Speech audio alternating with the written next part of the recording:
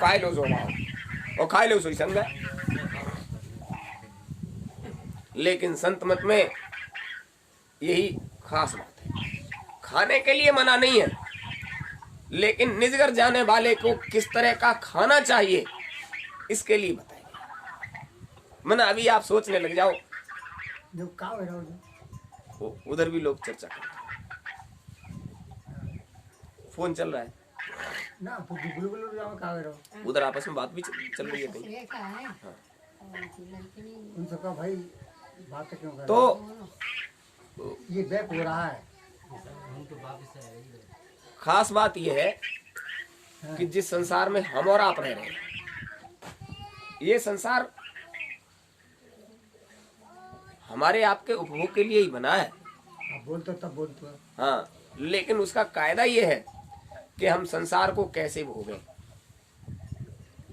ज्यादा खाने पीने के चक्कर में पड़ोगे तो जो अन्न का दाना तुमने फैला रखा है वो खत्म हो जाएगा। जो श्वासों की पूंजी तुम्हारे पास है वो जल्दी चली जाएगी और तुम्हारा सिमटा हो जाएगा। अभी कंदराओं में महात्मा लोग जो बैठे हैं, आपको एक बार बताया था, गिरिराज जी की तरफ गए थे गोवर्धन। वहां पास ही में एक गांव है सिवाल, वहां से गोवर्धन के पास है तो दिखाई देता है गोवर्धन। जब उनके पास बैठे उनकी चौपाल पर, तो उन्होंने कहा देखो श्री जी के मंदिर का वो झंडा फहरा रहा है, मतलब झंडा दिखाई देता है, इतना पास में है, लेकिन फिर भी लगभग 3 किलोमीटर पास। उन्होंने कहा, वो सभी लोग परिक्रमा करते हैं वहां, उन्होंने कहा हम परिक्रमा में गए तो हमारे साथ के लोग बिछड़ गए, भीड़ ज्यादा थी। कुछ महात्माओं के साथ वो हो लिए, वो महात्माओं के साथ हो लिए। एक जगह चढ़ाई थी तो उनमें से एक महात्मा बोले चलो महात्मा जी से प्रसाद ले आते हैं, चूंकि ये साथ में हो लिए। तो जब थोड़ा सा ऊपर चढ़ गए तो उन्होंने देखा ये बालक साथ में है, तो और उन्होंने कहा ये बालक आ गया। एक महात्मा जी बोले कोई बात नहीं, बच्चा है, चलने दो, उसको भी प्रसाद मिल जाएगा। कोई बात नहीं, बच्चा है, उसको भी प्रसाद मिल जाएगा। तो चले गए साथ साथ। काफी ऊपर चढ़ने के बाद अंदर गए तो उन्होंने एक जगह आवाज लगाई, श्री राधे। तो पलटकर आवाज आई, जय जय श्री राधे। फिर इन्होंने इधर से आवाज लगाई, जय जय श्री राधे। फिर पलटकर आवाज आई, जय जय श्री राधे। उस आवाज की तरफ ये लोग बढ़ते रहे महात्मा लोग, और एक जगह जाकर खड़े हो जहां से आवाज आ रही थी। उन्होंने कहा महाराज हम 6 लोग हैं, 5 हमें, एक बच्चा और है साथ में, प्रसाद चाहिए। वो जहां से आवाज आई थी वहीं से एक बहुत भारी शिला खिसकी और उसमें थोड़ा सा सुराग हो गया। अंदर से एक हाथ निकला, बहुत बड़ा हाथ, जिसके ऊपर काले बाल लटक रहे थे। हाथ के ऊपर वो ढाक के पत्ते का दोना और उसमें वो गरी मिश्री का जो प्रसाद वहां होता है वो प्रसाद रखकर 5 बार निकला। उन्होंने कहा तुम तो 5 ही हो। बोले नहीं, एक बच्चा भी है। अच्छा तो उसका भी ले लो। प्रसाद मिला, प्रसाद पाया। तोताराम जी कह रहे थे इतना स्वाद कभी नहीं आया, पता नहीं क्या खास बात थी प्रसाद। हम लोग ऊपर से खाते पीते नीचे उतर आए। आकर अपने साथ के लोग जब मिल गए गिरिराज जी के मंदिर में तो उनसे कहा कि हम महात्माओं के साथ गए, हमने देखा वहां कोई महात्मा जी ऊपर रहते हैं, वो हमारे आपसे के हाथ से 2-2.5 गुना बड़ा हाथ उनका, बड़े बड़े नाखून थे उनमें और बाल लटक रहे हैं। उन्होंने हमें प्रसाद दिया, हमने उसको खाया। तो साथ के लोगों ने कहा चलो हम भी चलते हैं, हमको भी दिखाओ। ये बेचारे गए वहां और खूब घूमे, खूब आवाज लगाई, आवाज पर आवाज मिले। ये बोले जय जय श्री राधे, उधर से भी आवाज आए। घंटों घूमे लेकिन वो जगह इन्हें फिर नहीं। ये सब क्या है? महात्माओं की मौज थी, तुमको प्रसाद दिलवा दिया, तुम उस स्थान तक नहीं पहुंच पाए। बिना जानकार के ये सब नहीं होता है। तो अब सोचिए, वो महात्मा आपस में बात कर रहे थे इतने 1000 वर्षों से महात्मा जी इसी कंदरा में बैठे, अब जाने कब निकलेंगे। इतने 1000 वर्षों से, यानी हजारों में गिनती थी, हजारों वर्षों से यहाँ साधना में रहते हैं, कंदरा में बैठे हैं। जब तक उनके निकलने का समय नहीं होगा तब तक निकल कर नहीं आएंगे। अच्छा, आप लोग कितने 1000 वर्ष से हो इस शरीर में? अभी सैकड़ा भी नहीं पहुंचे, आधा सैकड़ा भी नहीं पहुंचे, और सिमटने की तैयारी हो गई। जो लेकर आए थे उसका बहुत सारा खर्च कर लिया, जो कुदरत ने दिया था वो बहुत खर्च कर दिया, और धीरे धीरे खर्च ही हो रहा है। ये सब क्यों हो रहा है? अरे वाह, महात्मा जी किसी के यहाँ दावत खाने जाते देखे, वो महात्मा जी किसी के घर दावत खाने जाते देखे, उसी कंदरा में सारी व्यवस्था उनके पास वही है, निकल कर कहीं नहीं जाते। इच्छा के अनुरूप सारी व्यवस्था वही हो जाती है, और हजारों वर्षों से वहां है। इसका मतलब यह है कि संसार में जो कुछ है वो फैला हुआ है। हमने इतना फैला दिया है कि उसको समेटने के लिए परमात्मा से बाद में कहना पड़ता है कि हुजूर हमने इतना फैला दिया, हमसे तो सिमट नहीं रहा, अब और कुछ नहीं समेट सकते तो हमारी मट्टी ही, तो उन्हीं की तरह सब हो जाए कंदरे में, फिर जो सृष्टि ऐसे चलेगी। आज तक जितने महात्मा हुए, आप सप्त ऋषियों की संतानें हैं। सुना नहीं कभी शास्त्रों में? संसार में जितनी सृष्टि है ये सभी महात्माओं की ही संतान, तुम ऋषियों की संतान। अरे सप्त ऋषियों ने ही तो आपको पैदा किया है, वो ऋषि थे। सृष्टि का काम करने के लिए तुमसे किसने मना किया कि आप सृष्टि की रचना मत करो? आप सृष्टि की रचना नहीं करोगे तो ये जीवात्माएं मनुष्य का शरीर पाकर निज घर कैसे पहुंचेंगी? ये पुण्य का काम है।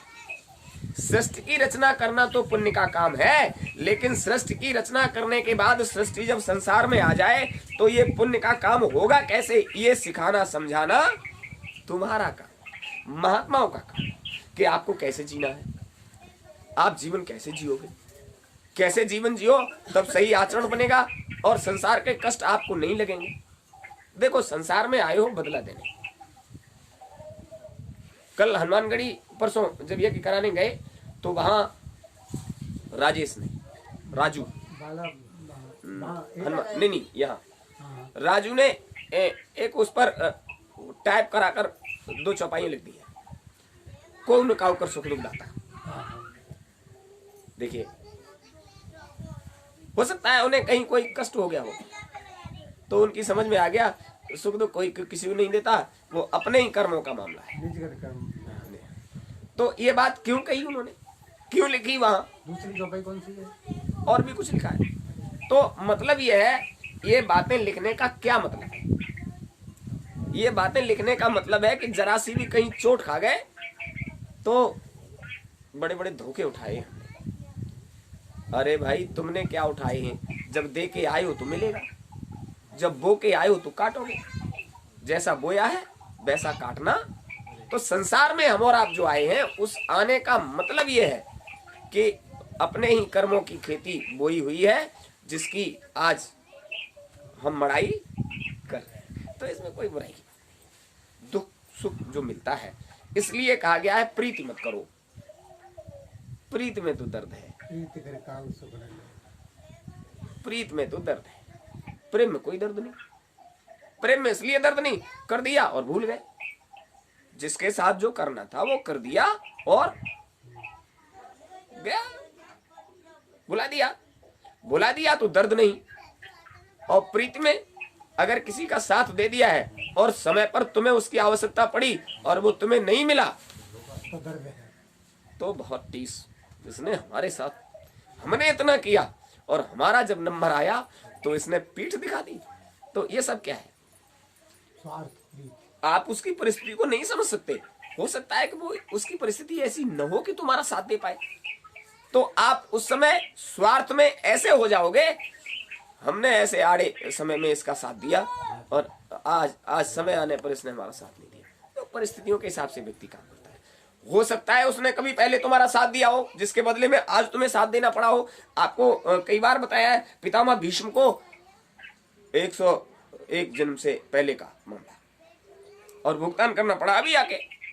तो ये तो कर्मों का जाल है, गुरु महाराज कहते थे अगर कर्मों का जाल खोलकर तुम्हारे सामने रख दिया जाए तो देखकर बाबले हो जाओगे। बाबले मतलब पागल हो जाओगे, क्योंकि तुम उसे बर्दाश्त नहीं कर सकते। महात्मा वो क्या करते हैं? महात्मा सोते जागते उठते बैठते वो तुम्हारे कर्मों की सफाई कराते हैं। यानी आज विशेष बात बताते हैं, सत्संगी प्रेमी को जो सपने भी आते हैं उनमें भी गुरु महाराज उसका कर्म कर्जा कटवाते हैं। सत्संगी प्रेमी को जो स्वप्न भी आता है उसमें भी गुरु महाराज कर्म कर्जा कटवाते हैं। सपनों में कोई घबराहट है, वो कर्म करता कट रहा है। वो कर्म कर्जा, कितनी बड़ी बात। आप जागृत में तो भुगत ही रहे हो, ये कट रहा है। आप सो जाते हो तो गुरु महाराज स्वप्न में भी इसी तरह का, क्योंकि उसका कहाँ संबंध होता है? अंतःकरण से। शरीर तो विश्राम कर रहा है, उसका संबंध अंतःकरण से। और हर चीज का प्रभाव कहाँ पड़ता है? अंतःकरण पर, मन पर, बुद्धि पर, चित्त पर, अहंकार। तो जब आप सो रहे होते हैं और कोई ऐसा स्वप्न जो आप बर्दाश्त नहीं कर सकते आ रहा है और ऐसा लगता है, गोस्वामी जी महाराज ने तो यहाँ तक लिखा है जो सपने सर काटे कोई बिन जागे न दूर दुख हो। यानी स्वप्न में तुम्हारा सर किसी ने काट लिया।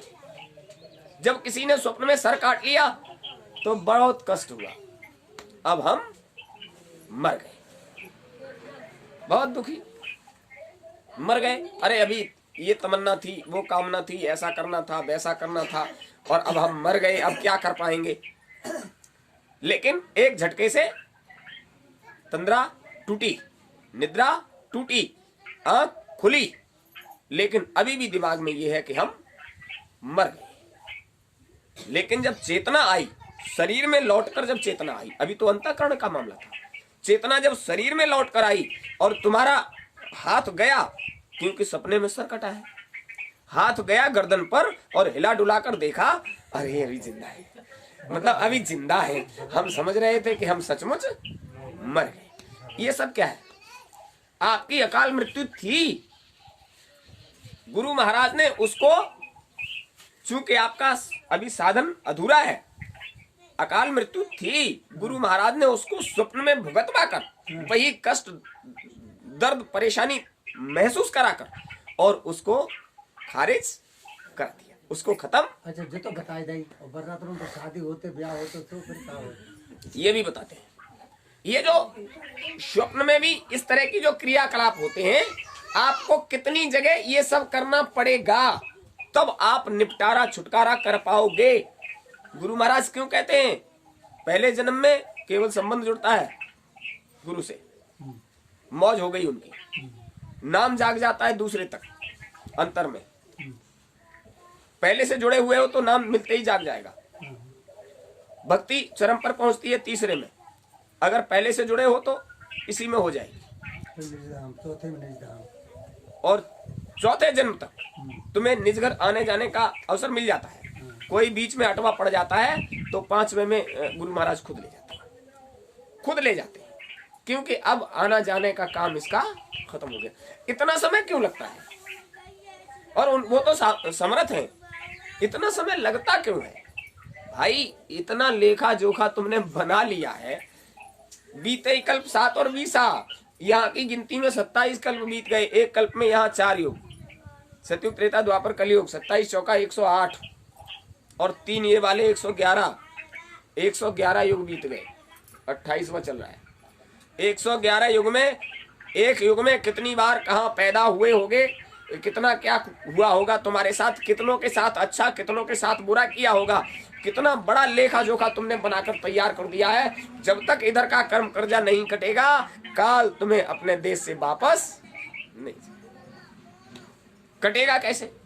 तो गुरु महाराज रात दिन तुम्हारी धुनाई कराते हैं, रात दिन कटवाते हैं, सोते में जागते में, यहां तक कि आप ख्याल में बैठ जाते हो तो कभी कभी बहुत क्रोध आ जाता है। आपको उस पर क्रोध करना है तो यही ख्याल ख्वाब में आ गया। और कभी कभी इतने प्रसन्न हो जाते हो, लगता है कि अभी तुम्हारे पास अमोघ दौलत होती तो संसार को बांट देते। ये सब क्यों होता है? 2500 प्रवृत्तियों में गुरु महाराज की दया उतर गई। किसी भी तरह से हमारे जीव का कर्म कर्जा कट जाए। यहाँ जब आकर बैठे थे लोग, देवियां आ गई थी, तो हमने कहा सही पूछिए, तो गुरु महाराज की एक पल की भी दया को कागज और कलम से वर्णित नहीं किया जा सकता, उसका वर्णन नहीं किया जा सकता। उनकी दया हर पल उतरती है, ऐसा कोई पल नहीं जब उनकी दया नहीं। और तुम्हारे ऊपर इतने कर्म कर्जों के अब भार हैं कि वो कितने आस्ते से कटवा देते हैं, तुम ये अनुभव नहीं कर सकते। जो हजारों जन्मों में कटने चाहिए, उनका दावा है कि 4 नहीं लगने देंगे, 4 जन्म भी नहीं लगने देंगे, तुम्हें घर पहुंचा देंगे। लेकिन तब जब तुम्हें उनसे प्रेम